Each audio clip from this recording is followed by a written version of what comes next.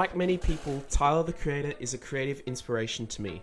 Whether it's through fashion with Golf Le Fleur, Converse and Louis Vuitton collabs, music with his extensive back catalogue including classics like Igor and Call Me If You Get Lost, or his amazing visuals for music videos, the man never fails to make something that both catches your eye and continues to engage attention.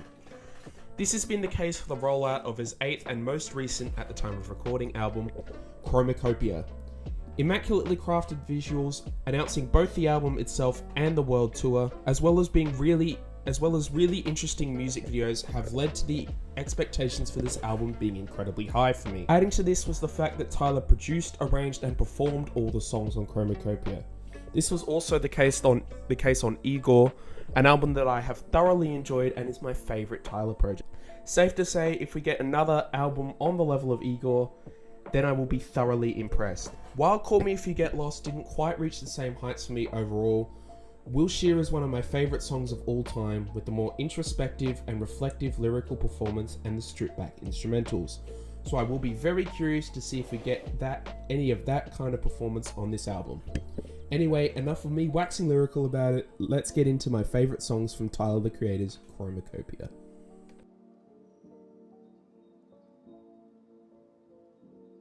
Saint Chroma serves as the intro to the album and the intro to the rollout.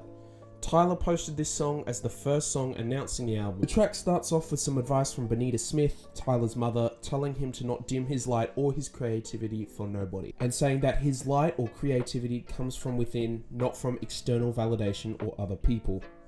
The intro to this track also introduces the audience to the character for this album, Saint Chroma, who hides his real self behind a mask. The marching band style beat used in this first part of the song is amazing, however I can't figure out if it's a sample or created by Tyler, but I'm leaning towards Tyler creating this beat specifically for this song. Another recurring sound that we will see throughout the album is the use of synths and vocal layering.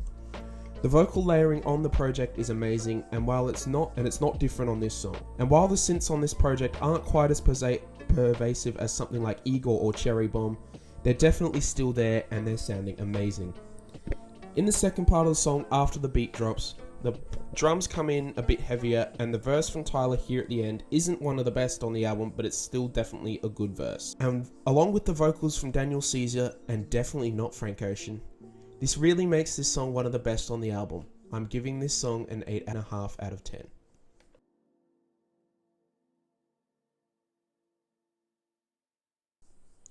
Track 2, Ratata, sees Tyler more energized and braggadocious than Saint Chroma. More heavy use of more aggressive sounding synths, which reminds me of the fun yet confusing instrumentals of 2015's Cherry Bomb. This is a beat and a style that Tyler should use more, as it really suits his voice and style of rapping. And he uses both to great effect on this song in particular. Here, he's marinating in the success and the career he's had. Highlights of the song including the main part of the beat sounds like someone banging on a metal drum at a music festival or a political rally, and with the use of a higher pitched synth during the choruses, it really adds to the idea of the success and the career he's had. Tyler is also one of the funniest rappers in the business right now, and he makes use of some of those comedic chops throughout this song, on an otherwise pretty serious album. Lines like "I'm a bona fide face seat box muncher," "I'm a fish," "all those women," really makes this track stand amongst the tracks of Chromakopia. The outro of this track is also great, with the use of a deeper voice and connecting this and the next song together. While it didn't originally start as one of my favourites on the album from first listen, it has definitely grown on me over time. It still doesn't beat Saint Chroma for me, so I'll give it an 8 out of 10.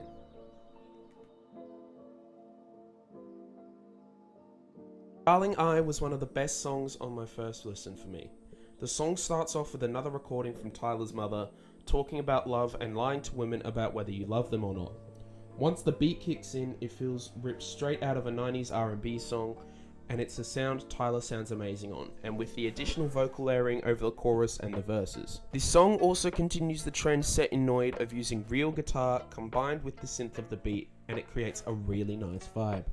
This song also continues the theme of Tyler exploring his life as he gets older, as he seems to have come to the realization he is not made for committing to one person.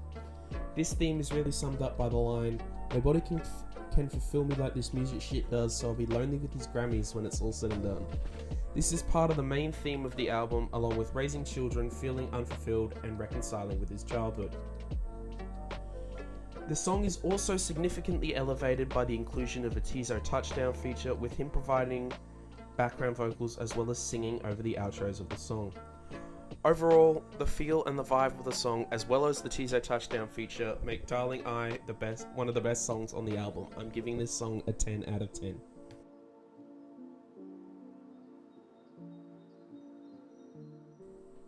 Judge Judy is a song that has grown on me significantly since the album came out.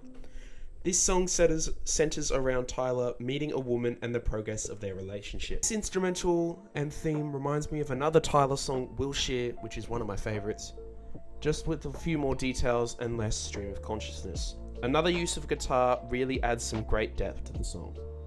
In terms of theming, the song centers around not judging others, particularly regarding sexual relationship history. This relates back to the themes in Tyler's song Dogtooth, where he raps, "Her body count and who she fuck ain't never my concern." This is related to the whole album, as Tyler spends a good part of the album telling the audience to not judge others and become their true selves. After this second verse, we jump into the bridge, which sonically reminds me of the bridge in Running Out of Time, with a hidden Childish Gambino feature and some synth and horns. However, this song ultimately ends on a bittersweet note, as it is revealed that Judy has passed away due to terminal illness.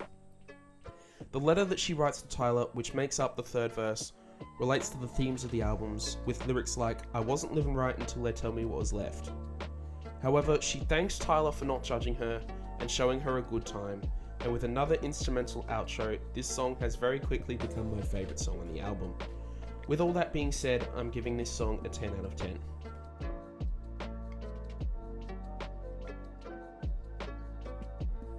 Sticky was another highlight of my first listen of the album.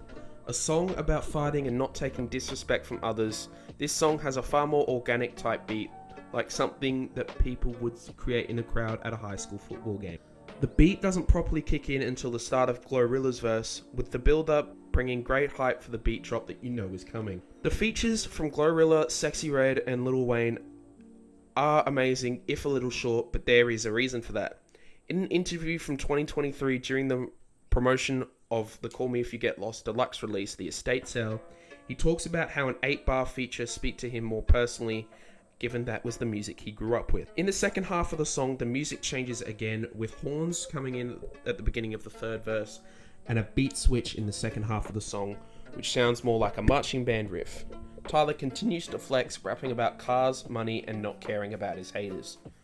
Frankly, this song is amazing, and the features really elevate it to new heights. Overall, this is another 10 out of 10 for me.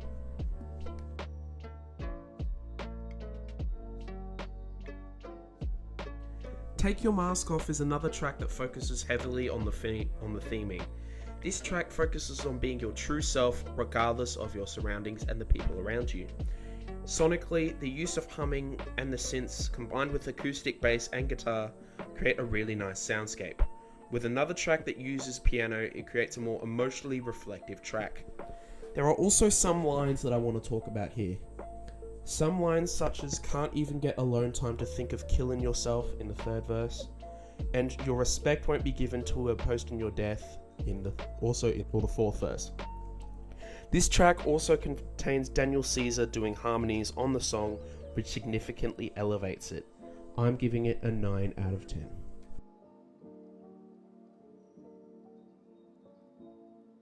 Thought I Was Dead is another highlight of the album for me. It is another song with more energy and a perfect feature from Schoolboy Q, with more harmonizing and organic percussion over the vocals. This song is Tyler at his most braggadocious, saying "fuck you" to his haters. This is most obvious in the second verse, with lyrics like, "White boys mocking this shit and you're mad at me, you can suck my dick.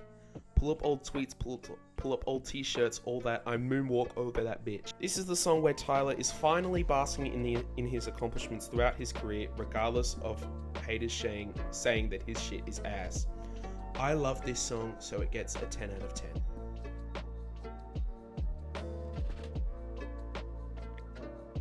Like Him for me is the emotional center of the album. A super emotional song filled with dissonant piano, amazing synth production, and Tyler coming to terms with his dad not being involved in his life. Tyler frequently refers throughout the track to chasing ghosts or the idea that he never knew his dad. However, I took a slightly different meaning from it, where the chasing ghost referred to striving to be similar to someone who is long dead or that you never knew in the first place. Throughout the track, he's also singing to his mother, saying that he doesn't judge her for any of her choices because it all worked out in the end. Sonically, the synths are more muted, with quieter drums selling the track's emotion. The emotional inclusion of Bonita Smith, Tyler's mother, saying that she wanted to raise the child on her own rather than with Tyler's father, really adds to the emotion of the song. This song definitely has crying potential, so I'm giving it 10 out of 10.